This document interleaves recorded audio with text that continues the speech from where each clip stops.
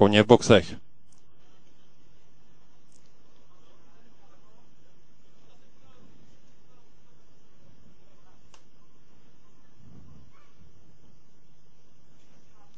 V tomto okamžiku byl druhý dostih dnešního programu. Cena společnosti Sokolovská uhelná rovina třetí kategorie na 1400 metrů odstartován do čela přechází Bailey, na druhé pozici na bariéře Vítr.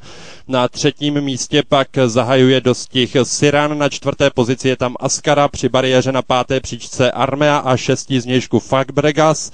Na sedmé pozici pak následuje s nepatrným odstupem Linehany, za ním je to Eniky Beniky, dále znějšku Farideta, na posledních pozicích v této chvíli, na poslední pozici Traffic Tour.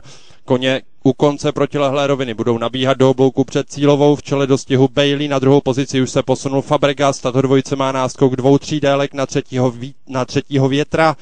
Na čtvrté pozici pak následuje Askara, na pátém místě cválá Farnon, na šesté pozici je tam pak, respektive Siran na šesté pozici, je tam pak zvnějšku snažící se o posun Traffic Tour, nicméně v cílové rovině jsou koně 500 metrů před finišem, v čele stále středem dráhy Bailey, na druhé pozici zvnějšku Fabregas, na třetí místo se posunula podél bariéry Askara, na čtvrté pozici pak následuje u bariéry Armea, dále je tam na vnější straně snaha o posun Siran, také Farideta a Traffic Tour ve hře, ale Fabregas už převzal vedení, opět žokej Václav Janáček v sedle míří na první pozici k cíli, na druhou příčku zaútočil Bailey, na třetím místě je tam pak Siran a Fabregas plní roli favorita Václav Janáček. Po druhé vítězí Bailey, na druhém místě třetí Siran, na čtvrté pozici Askara a na pátém místě Traffic Tour.